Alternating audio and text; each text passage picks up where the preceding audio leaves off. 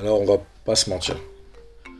L'heure est grave, il y a plusieurs choses que l'on sait tous, et je pense que c'est le moment de le dire.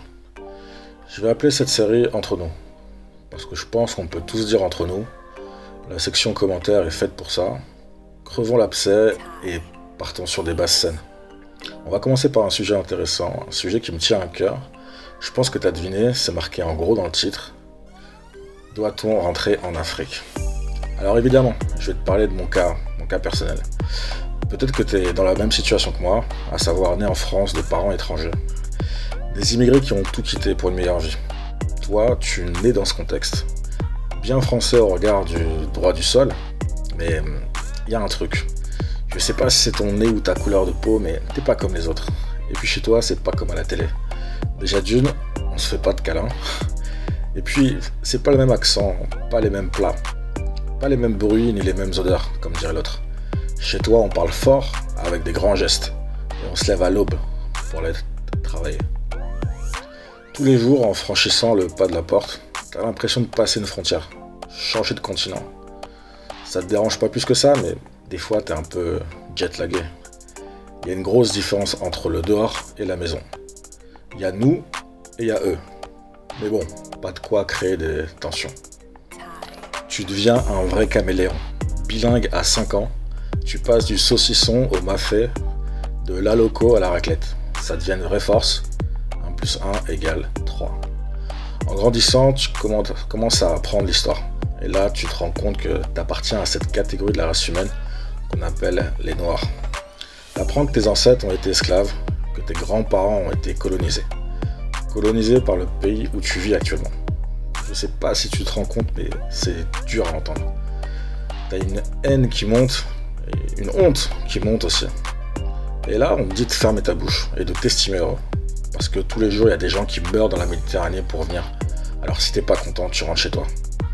Mais chez toi, c'est ici justement. C'est un sentiment bizarre. On te demande de choisir. Choisir entre ta mère et ton père. Entre l'Afrique et la France, quoi. Mais toi, t'es les deux. En fait, t'es le résultat d'un viol. Ouais, le résultat d'un viol, élevé par le violeur car plus fortuné et donc plus apte à t'élever. Donc tu grandis auprès du violeur. Tu apprends ses coutumes, son histoire. Tu te surprends même à l'aimer. Mais c'est pas pour autant que t'as oublié ta mère. Tu penses souvent à elle et tu lui ressembles beaucoup d'ailleurs. Vous avez les mêmes traits. Et puis les gens ne manquent pas de te le rappeler avec cette formule magique. T'es de quelle origine? Mais bon, c'est pas plus mal. Ne dit-on pas c'est d'où tu viens pour savoir où tu vas? Alors là, tu prends ton billet d'avion pour aller voir ta mère. Elle met du temps à te reconnaître, mais bon, tu l'aimes quand même. Et puis tout n'est pas rose évidemment. Elle a été violée et elle est encore traumatisée. Et puis t'as été élevé par le violeur. Donc tu parles comme lui, tu penses comme lui. Et ça, les gens, ils ont du mal à l'accepter. Et puis le violeur continue à passer la voir. Donc elle est encore plus traumatisée.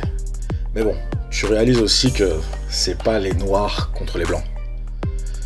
Tu prends conscience que tout n'est pas noir ou blanc, mais plutôt noir et blanc. Tu te rends compte que pendant le viol, des blancs ont dénoncé et que des noirs ont participé. Que justement, toi, t'es les deux. Et que c'est forcément par toi que passera la réconciliation. Tu sais au fond de toi que ces deux peuples, tu les connais de l'intérieur d'ailleurs, ils sont pas si différents. Alors un conseil, lève-toi, debout, sur tes deux jambes. Une ici et une là-bas. Je crois que c'est ce qu'on appelle la diaspora.